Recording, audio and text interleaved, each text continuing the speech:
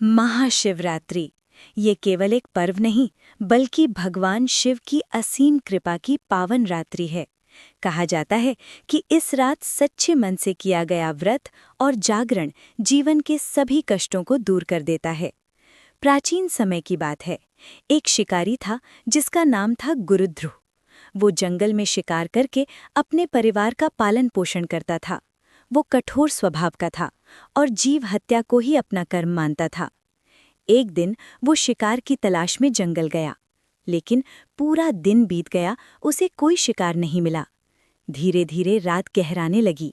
वो एक बेल के पेड़ पर चढ़कर बैठ गया ताकि किसी जानवर के आने पर वो उसे पकड़ सके।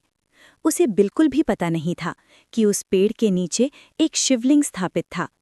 वो रात थी महाशिवरात्रि की पावन रात्रि। रात भर वो जागता रहा, भूखा प्यासा बैठा रहा।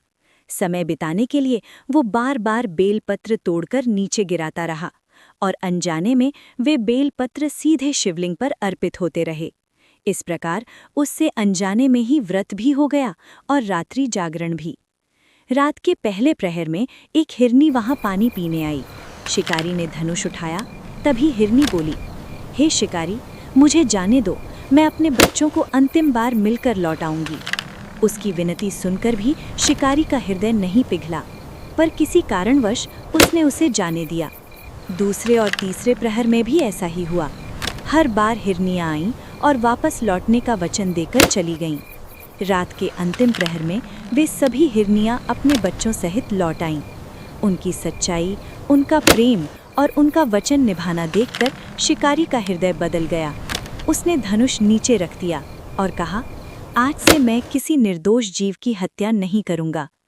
उसी क्षण पूरा वातावरण दिव्य प्रकाश से भर गया। भगवान शिव स्वयं प्रकट हुए।